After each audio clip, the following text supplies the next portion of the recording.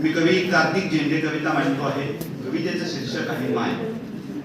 रख रख त्या उन्हात, रख रख त्या उन्हात बाप राबतो म्हणून, माय तुडवते रान त्याची सावली बनून, माय तुडवते रान त्याची सावली बनून. बाप राबतो राबतो, बाप राबतो राबतो दुःख दारिद्र्य झेलत, माय चाले त्याच्या मागे त्याचा संसार पेलत, माय चाले त्याच्या मागे त्याचा संसार पेलत. माय संसार पेलते, माय संसार पेलते बाप मातीत मरतो, शेतातल्या पिकामधी खरा गोडवा भरतो, शेतातल्या पिकामधी खरा गोडवा भरतो.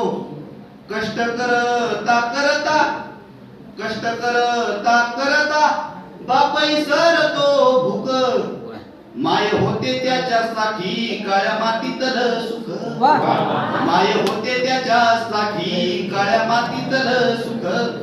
जीव पळे वाऱ्यावानी, जीव पळे वाऱ्यावानी किती सोसत यातना, जीव पळे वाऱ्यावानी किती सोसत यातना. तरी माझी माय नाही बापू देत कणा, तरी माझी माय नाही बापू देत कणा. उभा घामात भिजला, उभा घामात भिजला तिच्या डोईचा पदर, उन्हात तान्हात राबून होते बापाचा आधार, उन्हात तान्हात राबून होते बापाचा आधार. उभी हयात सांडली, उभी हयात सांडली कष्ट करून वावरी, काळ्या मातीत फुलली तिची हिरवी पंढरी, काळ्या मातीत फुलली तिची हिरवी पंढरी. आणि या कवितेचा शेवट आहे.